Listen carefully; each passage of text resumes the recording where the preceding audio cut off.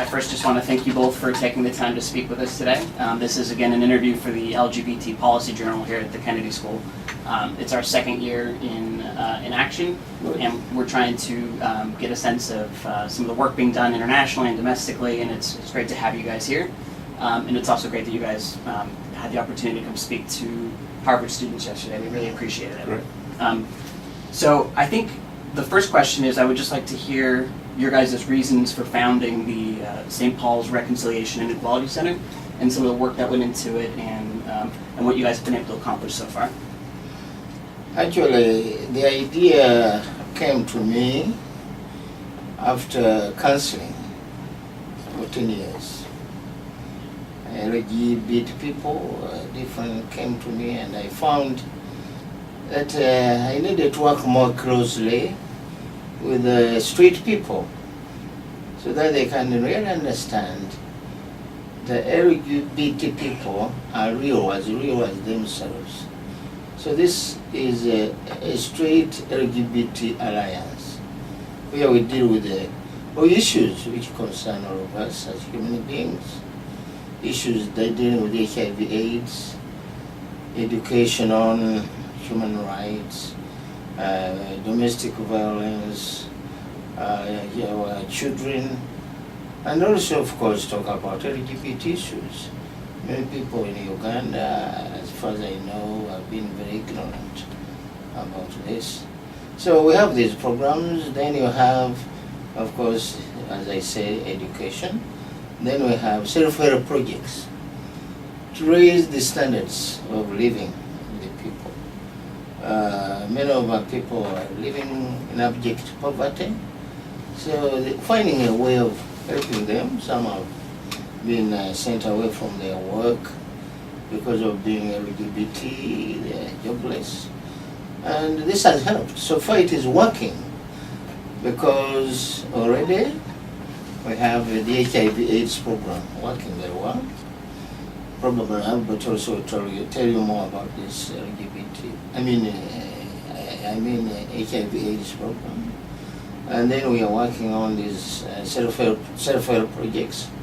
Some young people have started here working on this, helping themselves, and education. We definitely, at the very beginning, we still need funds, but we have found that when people talk about LGBT issues, they shouldn't be so prejudiced if they learn a little bit more about what LGBT is and marginalized people. So these programs, we believe, are very necessary, and we need funding in order to have our community understand and be helped in these issues. And of course we have a program we call hospitality, where people who are harassed will probably have a night or two stay with us, go to refugee program, so that they can find a way out. If it is too serious, they can look for asylum somewhere, because LGBT people are being very much persecuted. Some of them find it is necessary for them to go away from the country, also go to other places. Yeah.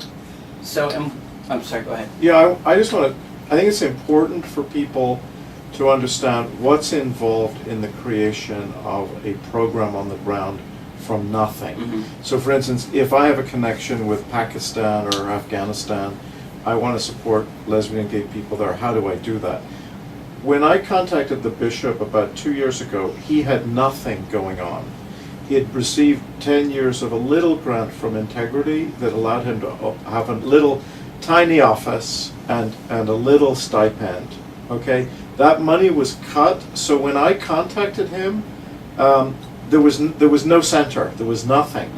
So the first step would be to make to have the conversation, and I said to him, if you're willing to give me a month, I will put together a tour, and we will go around a progressive gay and lesbian groups, churches, and see what kind of support we can raise. So it ended up he came for 7 weeks, and we had a little tour that raised about $25,000, okay? This was 2 years ago. This was about a year and a half ago. Okay, so there was no center, there was no network. It was just a phone call and I made the commitment to kind of use my network to build connections. And the bishop had been in the States before, so he had some people here and I had some people here, but it was an unknown, you know. And we went around and we got some really good attention from some people. We got some good press, and then the little bit of money he had, then I had a technical assistance visit to Uganda with another person, and he said, "Come and look at what I do." So that's when the idea, I said to him, "This is a gay-straight alliance." So we reframed what he was doing. He wasn't doing lesbian and gay ministry. He was doing gay-straight alliance work. And the other thing is, so part of what I brought was, let's structure this so that you can start to apply for funding and grants and so on. He came up with the name of St. Paul. Having a religious dimension, the fact that it has a religious base, a mission, protects it from, say, if you were smug or you were the fact that people have more respect that he's a religious leader and this is a ministry actually gives protection to all of the people who are served there. So strategically that was a very important thing to do. And then he had to get an accountant. We had to talk about how we're going to account for the money. And so we had a year to set up technical assistance system so that when you come here, people want to know, what are you going to use the money for? Okay, how do you get, so he was able to hire a couple of strategic people. Then the second tour raised another small amount of money, 40,000, and that really saw the center through until about June of this year, and then the center ran out of money. Right. I mean, it's that basic. So when the bishop talks about a center and staff, we're kind of living just above the ground. Right. And then he was able to set up an advisory committee, which is the beginning of a board of directors. So we're looking strategically at, it'll take about 3 years to set up a non-profit there. But in the meantime, he needs an organization in the United States that's providing him with a network, with the way in which money can be passed through and accounted for. We have an accounting firm in San Diego that's working on a system, and with technology now, it's easy to do that on QuickBooks. Right. So we can give full reports to people who are funders. And I believe it was all of that when we went to Elton John, we got a major grant for $145,000. So the good news is, if you do your homework and you build the connections, within a year, you can start to attract some significant funding. And I think that's a good model if you're looking at 75 other countries, Right. where we need to do exactly the same thing. So then that leads me to my second question. So, this partnership seems to be working really well, and it's bringing a lot of attention to the issues in Uganda. So what was the impetus behind your decision to reach out to the bishop originally, and what brought you to issues of LGBT issues that made you want to work on these as well? Well, I'm a gay man. I'm Okay. a gay priest. I was kicked out of Ireland for being a gay priest, so I'm in exile. It was illegal to be gay when I was growing up, so I sympathize totally with what's going on in half the planet. And often, it's interesting, when I was a kid, the only thing that Ian Paisley, who was a kind of fundamentalist preacher, and the Catholic Archbishop, was to save Ulster from sodomy. The only thing they ever worked on. And it was religious prejudice that was directed towards the gay community. And so most of my ministry, there has been a justice reconciliation part of my work. I've worked in parishes, I've worked mainly with straight people as an out person. The connection with Uganda goes back to 1991. I did AIDS work with the Church of Uganda from 91 to 97 with Archbishop Ogle, who was an old friend of Senyonjo. I'd heard of Bishop Senyonjo a long time ago, that he was a kind of sexual rebel in the church because he allowed polygamous marriages, because in the context of Uganda, when you became a Christian, a man, you had to divorce all your wives, get rid of them and children, Right. but one, and the church taught that, and the bishop thought that was immoral. It was the wrong thing to do. So I'd heard about Senyonjo long before I met him. And when I heard that he was doing LGBT work, it was consistent with my knowledge of him 13 years before. And what got me involved, I was on the Integrity Board. Integrity was supporting the bishop for 10 years with small amounts of money and had cut his funding because, and the new board was seated. And when I found out that Integrity had cut his funding, I thought that decision was wrong. And based on what was happening with the Bahati bill, Integrity as an organization needed to re-engage him. So I picked up the phone and I committed to raising the money to bring him over. And then it's been, I mean, the bishop has really helped me to learn a lot more about what's going on with gay people around the world. I was working in equality work in California, and I didn't realize when we were pushing for equality in California, people like the bishop and others around the world were being devastated by the same forces that were opposing us. You know, it's the same crowd, the same philosophy, same theology. Right. So he helped me kind of broaden my awareness of what's going on in the world. Right.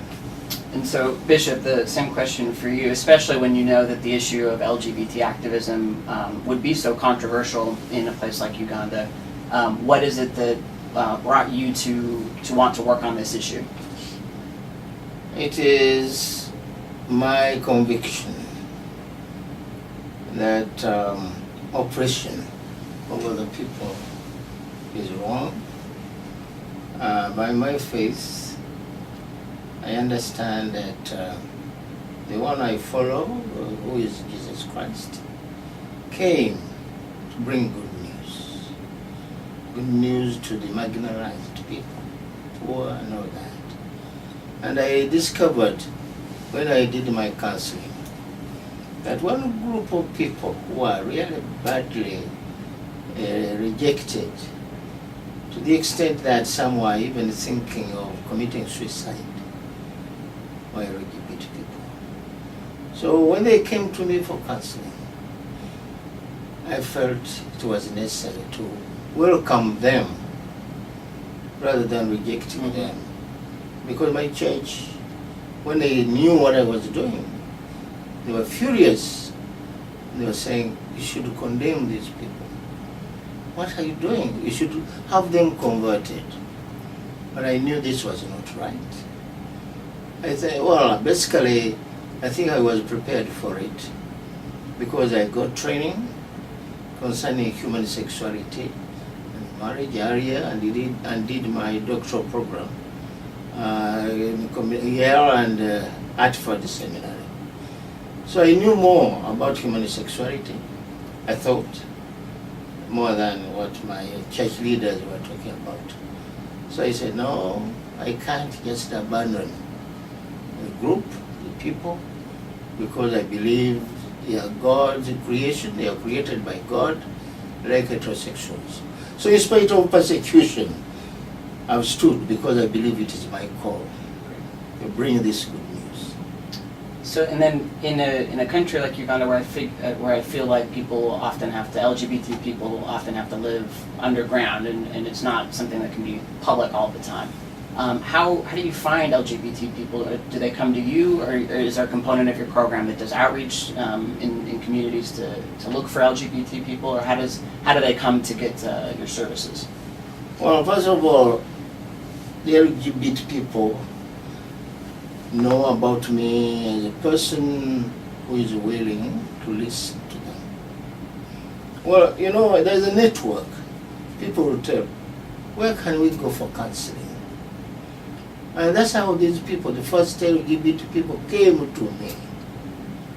And that was the beginning. And in Uganda, even today, I work very closely with all LGBT groups.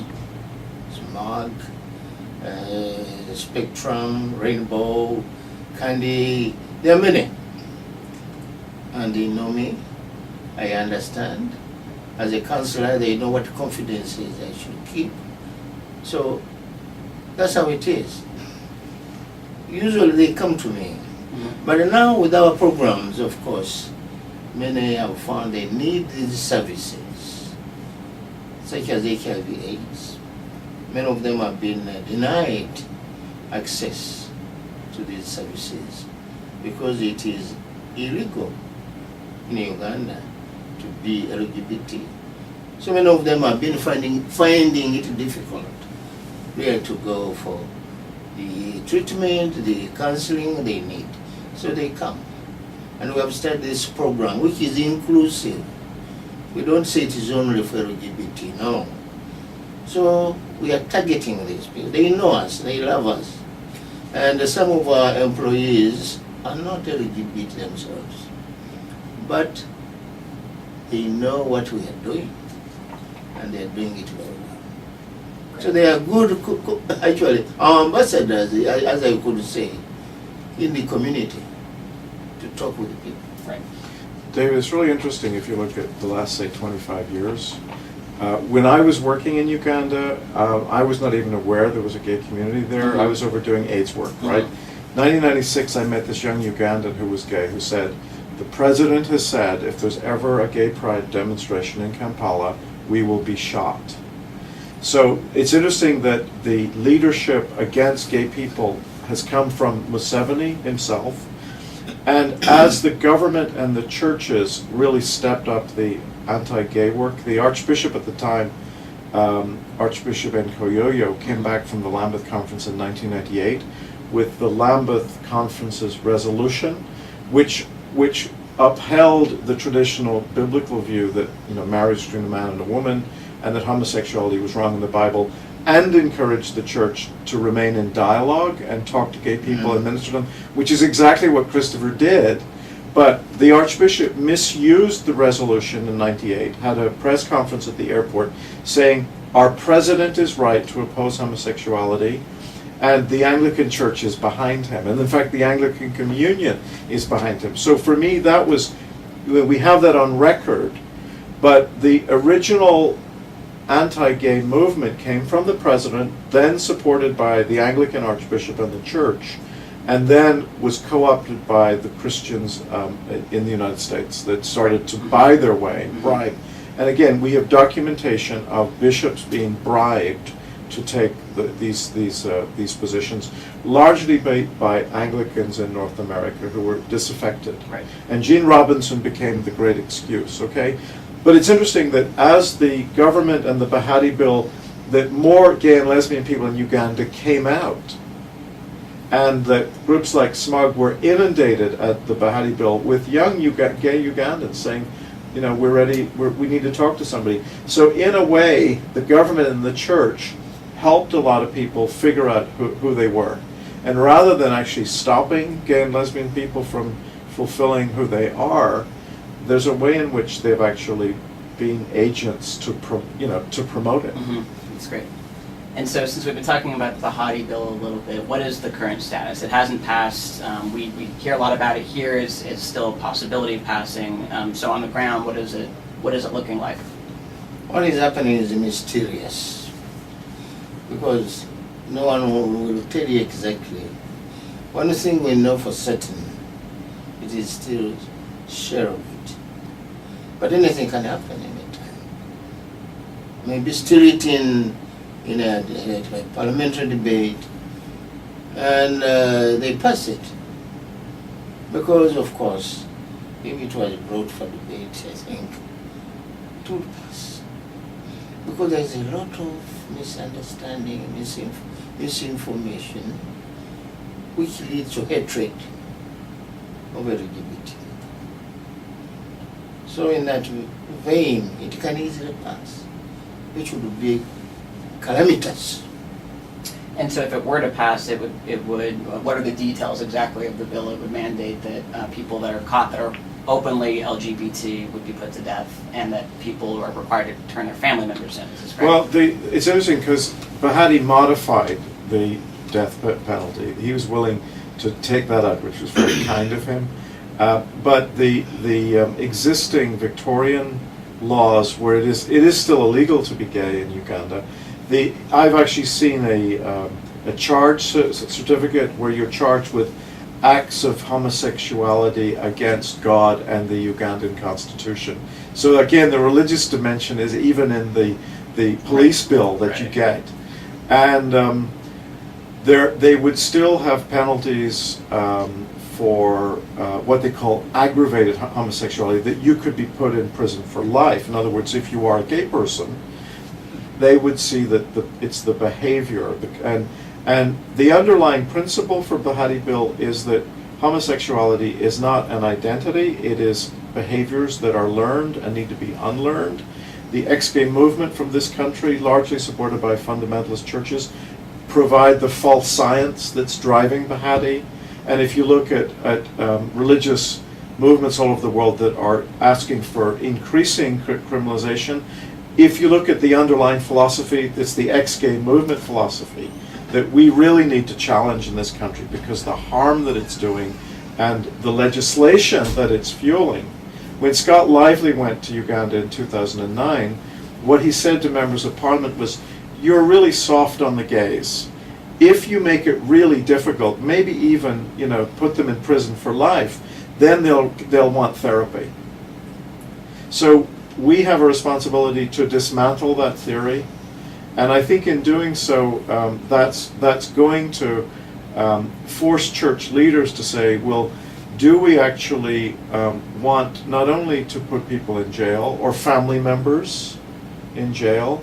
The Church of Uganda supported the bill, was against the death penalty, would allow clergy to be exempt from it, but was willing to put family members and other people working with gay people. They still required them to support the bill.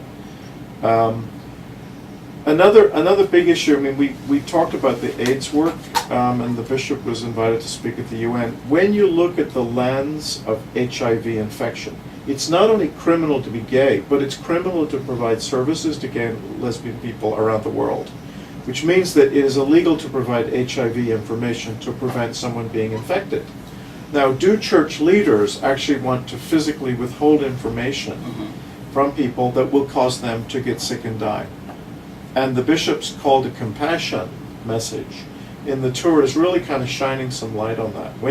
Let's apply this teaching in a practical way, like looking at the spread of AIDS. Right. So we've mentioned a couple of times the role that churches in the United States and institutions here have played in fueling anti-LGBT sentiment in Uganda and elsewhere in the world. So to what extent do you feel that the current climate of anti-LGBT sentiment is a Western import or a U.S. import versus like homegrown grassroots sentiment as well? Well, in Uganda, we did not have these sentiments before what I would call Christian right started preaching such kind of bad news to LGBT people. And I believe that if they stopped doing this, it is for the good of our community, because it has caused a lot of harassment, fear, and intimidation. Where people should talk about what they are, discuss it with people, they are afraid. Because I believe one of the very important way of dealing with the LGBT people is to let them speak out and listen what their story, rather than saying, don't say anything. No freedom of you to say anything. If you do, you are going to be punished. This is not actually a human being not to be allowed to speak is terrible. In fact, that's what my church has told me. Don't speak about this, but get out of the church. You're inhibited. But I said, no, I can't stop talking about this to people. Maybe not in your pulpits, because you must have permission. You don't go and stand in a pulpit without permission. So that's, I believe, what we should definitely do. Yeah, I look at David Bahati as a kind of phenomenon. This young, very hardworking MP a very poor part of Uganda that, was his, he brought power to the area. So he's highly respected in that southern, very poor part of Uganda. And what's interesting, his guardian is a friend of ours. He's a bishop in the Church of Uganda. We worked with him for many years. He came to my church in South Orange County. We raised, thousands of dollars for his AIDS orphans. One of them was David Bahati. So Bahati was actually, we fed him and sent him to school. And you look at, and William was never homophobic. And he said to us, we met him recently, he said, I don't know any gay Christians. And then you look at Bahati, and he was, he's now being courted by the family. He's a member of the family. He stays in the United States with high-ranking people within that movement. He's been totally co-opted by them. And yet his own background, gay and lesbian people helped to feed him. And at some point he has to talk about that, where, why is he wanting to put us in jail? And I think when we shine lights on this, when we look at what the Christian right in this country is still continuing to do, it's very harmful. And we've made Bahati a celebrity. He's been on Rachel Maddow. There's a lot of money and power to be made by hating gay people. And a follow-up question on that is, to what extent do you feel like, maybe because of the Bahati bill, that Uganda has been getting a lot of attention, at least in this country, and I think there might be a perception that the problem is worse in Uganda than in other parts of Africa and other parts of the world. To what extent do you think that's true, or do you think it's just a function of the attention it's been getting because of the Bahati bill? I think the good news is that Uganda has put a face on something that's much more dominant in other countries and cultures, largely supported by the faith community. And the horrific thing for me is, out of those 76 countries where it's illegal to be gay, almost half of them are members of the British Commonwealth and are therefore largely Anglican, which is my tradition, or Catholic. So we have our archbishops and our bishops have to be confronted with, do you really want people to die? Is this what is this part of the good news, right? And so I think Uganda has done us an enormous favor, and what is going on in Uganda, there's been huge investment by the Christian right in seeing how this theocracy experiment is going to play out, and then how that's going to be played out here in the United States. I think that's the real agenda. The Bahati bill is also a kind of a foil. The human rights abuses in Uganda for everybody, not just for LGBT people, are well known. But I would hope that the progressive press would react when human rights abuses against the leader of the opposition recently. We will all go mad about Bahati bill, but we don't go mad about when we see other human rights abuses. So there has to be a consistency in our reaction. A human rights reaction. Exactly. Right. So Bishop, you and your family were exiled from the Anglican Church as a result of the work you've been doing with the LGBT community, correct? Not quite. I am, but not the whole family. Right, okay. Because even today, my wife is still a leader in our church. And when people say being sent away from the church, it is not true, because I go to the same church. Only I am inhibited to do services. Okay. As a means of intimidating me.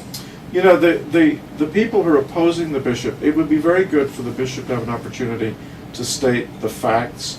Even as a result of the tour, some of the people that are opposing his work are saying that he's a fraud, he's not really a bishop in the church, that he is being excommunicated. So it'd be really good for the bishop to state what happened. He's fully functioning as a bishop. They have inhibited him, but they haven't deposed him. So it might be good for him to talk about that. I would like to say briefly, and when I was first of all consecrated bishop, I am a bishop in the Church of God, but serving with the Anglican Communion. When there was these misunderstandings because of what I'm doing, the church threatened me, but I stood my grounds because I believe that I was called to serve even the oppressed people. The church tried to do what maybe we call defrocking, and I answered their accusations, which were false, and I waited for a tribunal where I could sit and discuss this, which was never done. And they didn't answer to some of my, not some, most of what I was talking about, why I'm doing this. And the false accusations that there was like Bishop of Howard, somewhere whom I have never met, had asked me to consecrate another bishop, which was not true.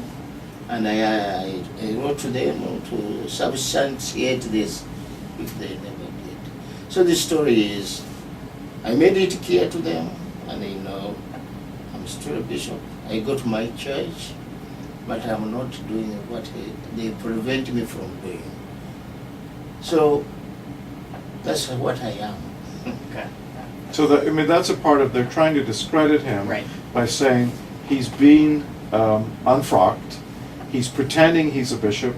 The Church of Uganda didn't really take away his pension, and they did. And so part of it is the facts need to be really clear. Right. And you know why the Church of Uganda is saying to the bishop, we will not bury you in consecrated ground. You are Why not not allowed to baptize? baptize your own grandchildren. I mean, the viciousness of the attack also Right. needs to be upheld, and the Church of Uganda needs, to state its position, because they're not really being honest. When I was in Uganda in the summer, I visited the Archbishop because I worked with his predecessor and the predecessor. So I was there doing reconciliation training, and I went in and I shook his hand and let him know that I had nothing to hide, that I've been supporting the work in Uganda for many years, and Uganda is very important to me. And when I left, he found out I was staying at the Church of Uganda's guest house, and he called the staff and threatened them that I should be asked to leave. So again, where is Christian hospitality in all of this? Right. And we should really name behavior that is not really Christian Right. in this present debate. And the church, it was wonderful staying at the guest house, because I met these wonderful people from Uganda, and I met a lot of what we call Christian right, who were there doing mission work and working among orphans and children, and all that work is wonderful, and it was very interesting, and we have a lot in common with them, So I think it's important that progressive people also go there and engage. I mean, if we withdraw completely and we just don't, they're not going to get to know us, and that Uganda is of concern to us as well. Right. So, and I find this interesting, the struggle within the Christian faith. I mean, you two are clearly not the only people active within the faith that are trying to be more inclusive of LGBT people, and there's been progress recently. But how is it? Do you see progress happening? Do you see it happening quickly within Christian traditions to being more accepting of marginalized communities? Well, it's very interesting. I think young people, I think a part of it's kind of an age thing. I think a lot of young people today, being gay and lesbian is just like being straight. And there's a way in which the younger generation, it's not, in many ways, the parallels around communities of color, that a lot of young people are colorblind, and the racism from their parents and their grandparents is healing. And how our institutions, often we can be friends, but our institutions do our nasty work.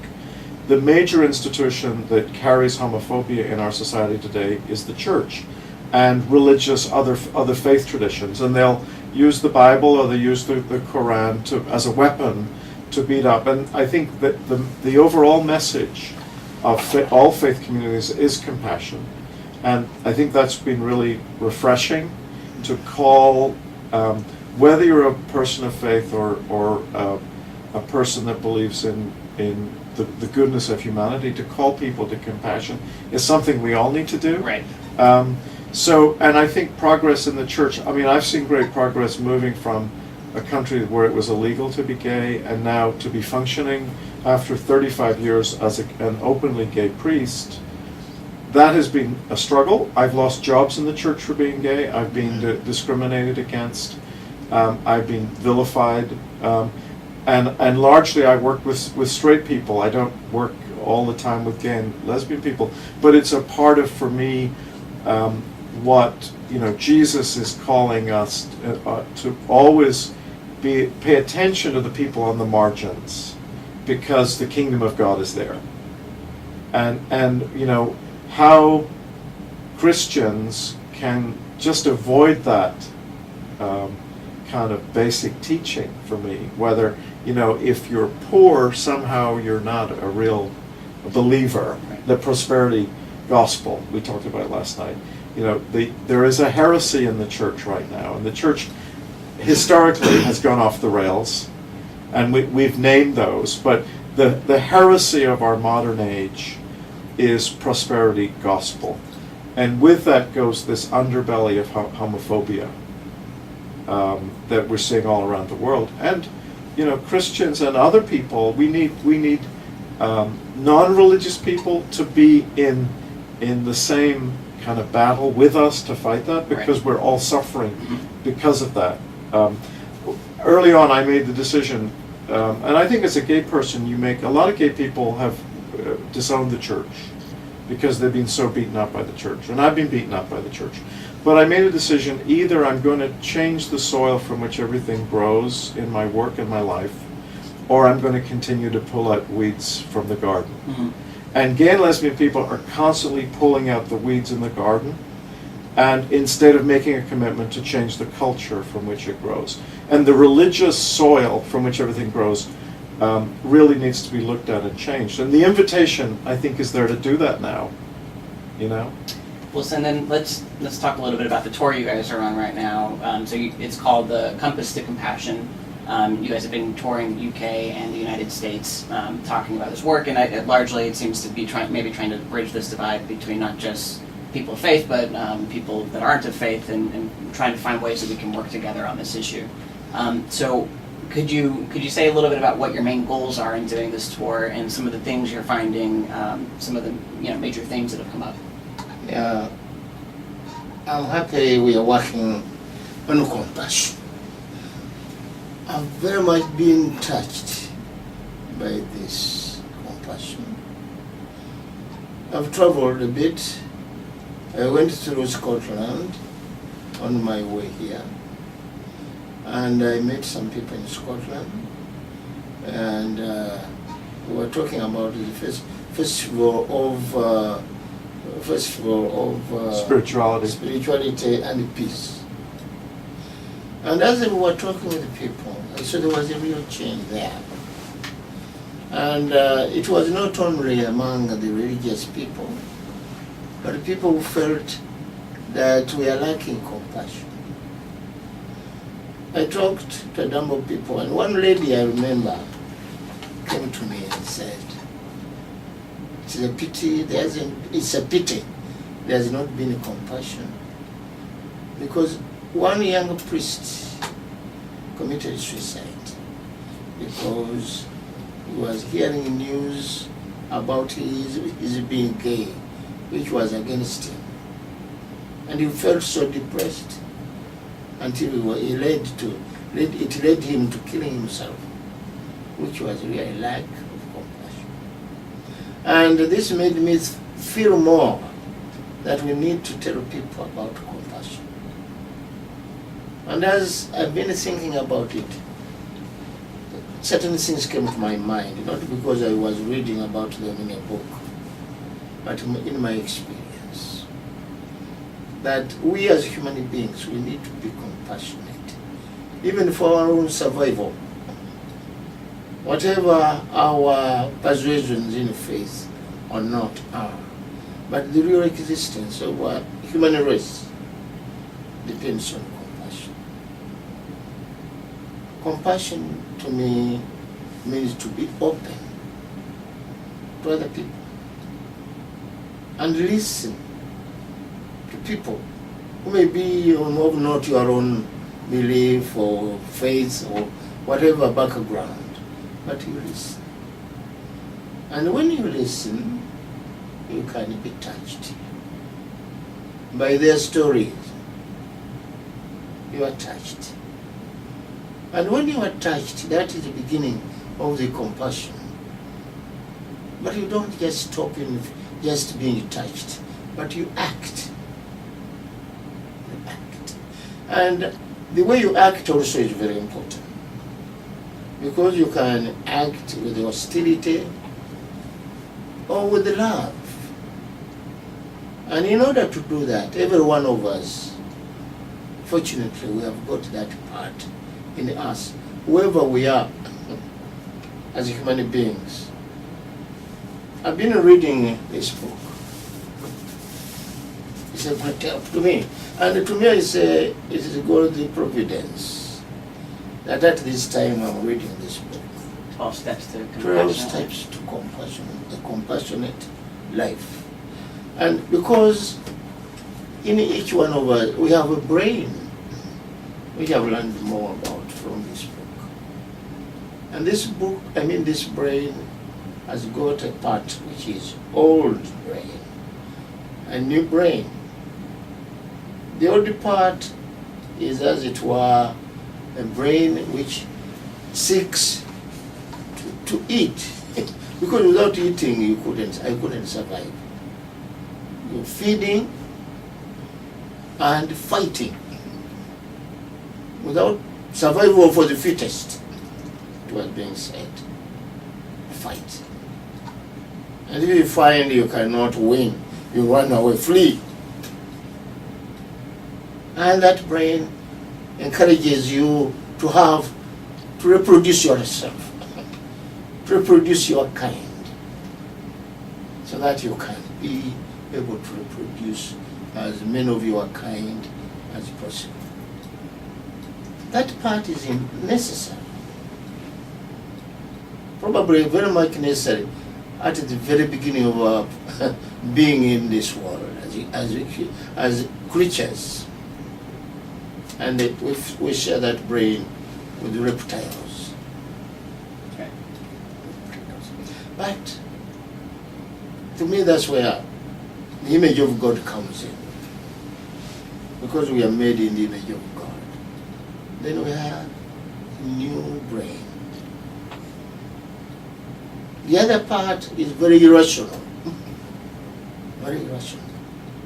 My anger, just me. How can I live? How can I survive? I don't care about you, another person, another being. How can I, maybe my group, how we can survive, right? But the other part in our development is new brain, which cares about other people, other beings, even environment, anything you can think of. Not just me, but others.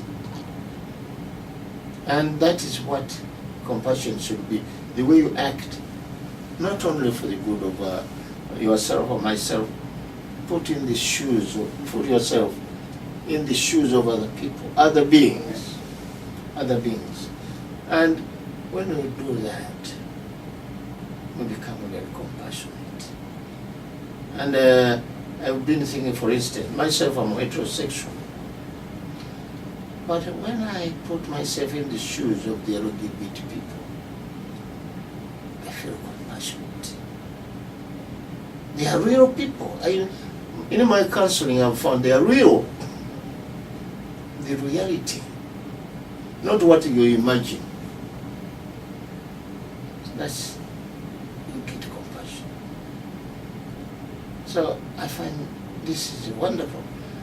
These months I've been traveling, have been teaching me a lot, even along the lines of my faith, to know that I can change for better, because that is part of me. It may not be easy, but I'm geared to that. And if I switch it on, it works.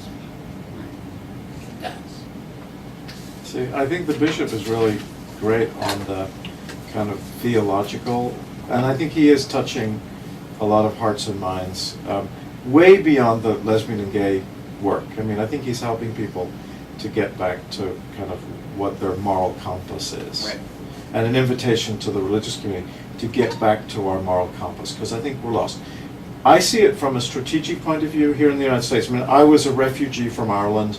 America was the light, the shining light, the community that we were all welcome. My first gay pride parade, where I thought I'd died and gone to heaven, where you were accepted, okay?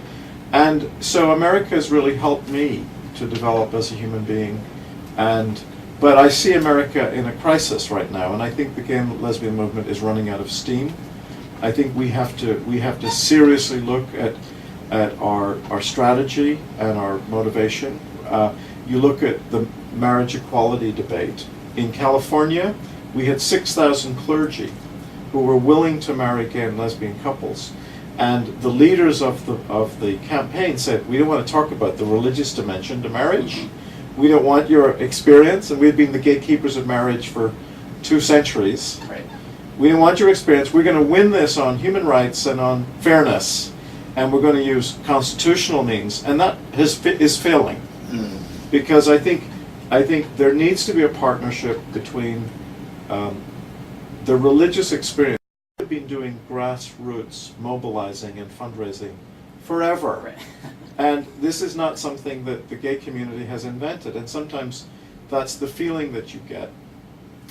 So I think we're running out of steam. The other thing is we're totally preoccupied in this country with our own issues. And there is a lack of compassion in gay and lesbian groups in this country to look beyond their own concerns. And we have been knocking at the doors of leading secular human rights and LGBT groups, and they're saying, well, Uganda's not our problem. We don't want to get, we're not going to give you money, we're not going to help you, because we only deal with domestic stuff. And we get this from foundations, we're getting it from Episcopal leading churches like Trinity Wall Street. And I think we need to challenge that.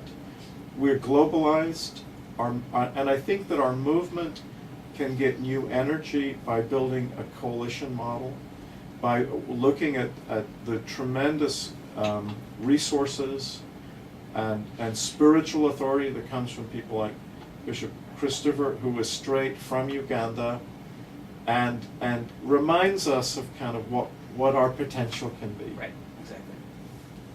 Well, so, and I know part of what you guys are trying to do here is you're speaking with cities about having their pride celebrations this upcoming year adopt your theme of compassion and equity. That is like the global equity that you're asking people. Global equality, Global equality. We had a very good meeting with San Francisco Pride about 5-6 weeks ago, and again, I think most people in this country are just unaware. I was certainly, until this summer, I had no idea, if you look through the HIV/AIDS lens, how criminalization globally is destroying lives that could be saved, and that this often religious-led prejudice that translates into laws that criminalize LGBT people also translates into no information allowed. You're not allowed to provide health services. And so it's been really interesting, again, my connection with the bishop allowing me to kind of see this. And I'm an old age warrior. I worked in the early 80s. And it was often, we were fighting the government, we were fighting healthcare institutions, wonderful groups like ACT UP. We learned how to kind of claim our place in the world. And now we need to do that on a global scale, right? And one of the ways to do that, if all the prides in the world took on global equality as the theme for 2012, London led the way because of the Olympic Games. We convinced San Francisco, and we competed with it was voted on but what's great, their membership can see that this is a significant theme that can help raise awareness at the grassroots level, not only about what's happening in Uganda, but what's happening in 75 other countries. And Boston is hosting Interpride.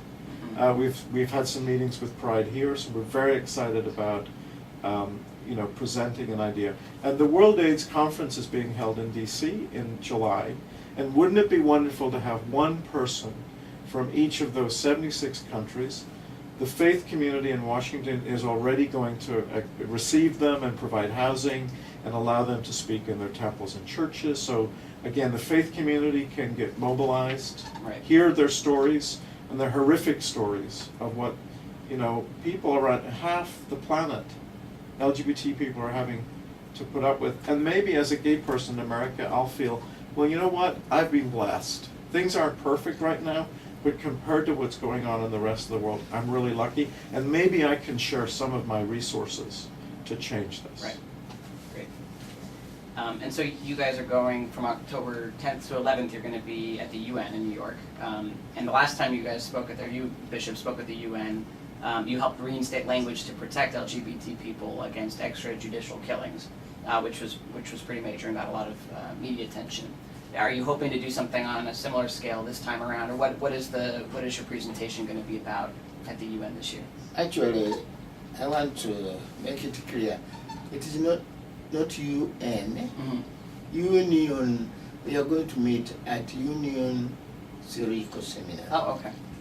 And I think Albert could give you more information about this conference. Yeah, you're referring, we did have a meeting of the kind of UN faith coalition partners. Right. And it was bringing together some delegations of the United Nations, people of faith in this country who are concerned about what's going on globally with LGBT people, and some secular groups. So it was, a group of about 100 people.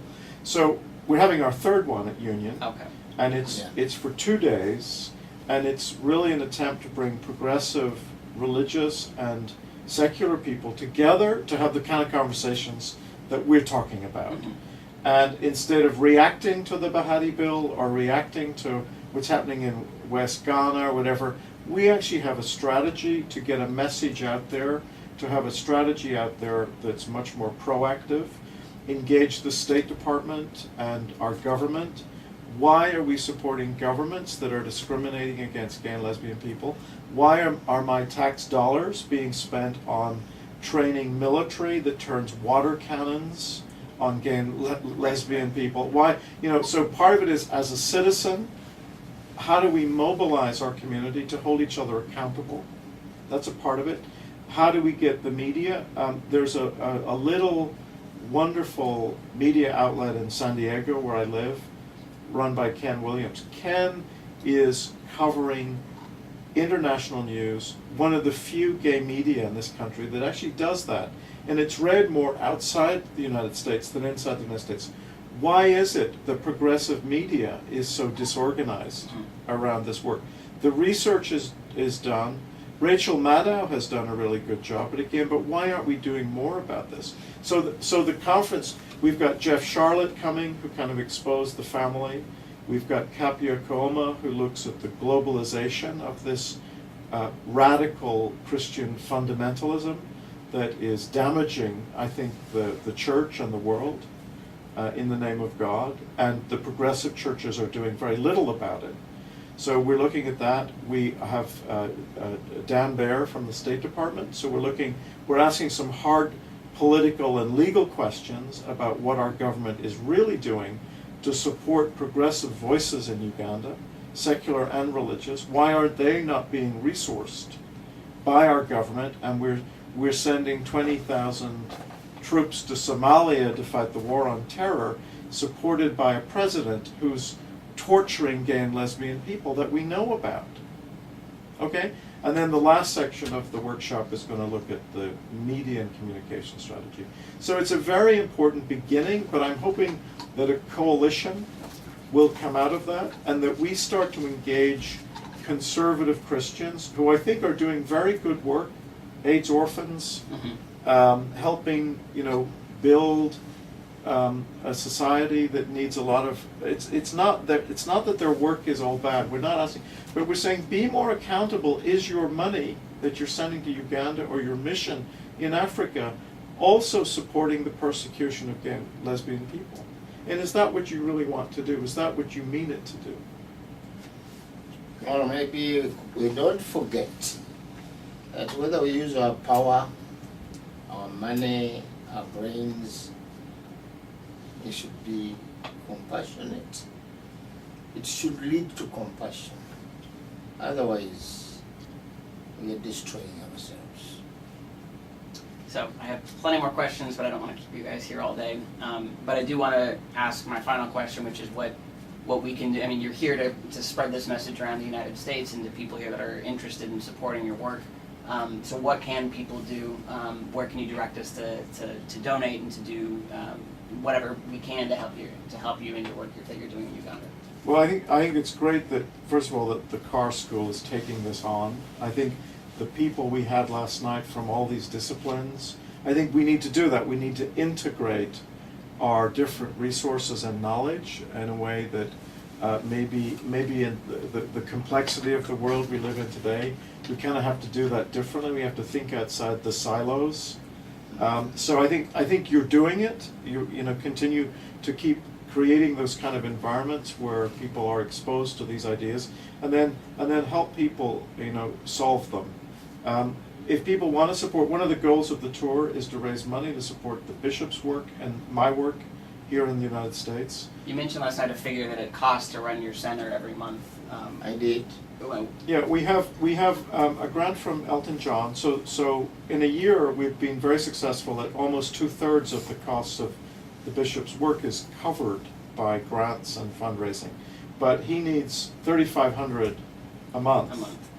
And so we have individuals and churches that are sponsoring a month of ministry there, which is really great. So people can go online and contribute through the St. Paul's Foundation for International Reconciliation, and we're a 501c3, so you get your tax-exempt status, and then we account for that money and support that money. So that's one way of doing it. The other way is to encourage people to come to Uganda and see for yourself what's going on. There's wonderful work going on there. And the bishop would love to, and his staff would love to host people to come and look at the women's work, to look at the work with children and orphans. We have a nurse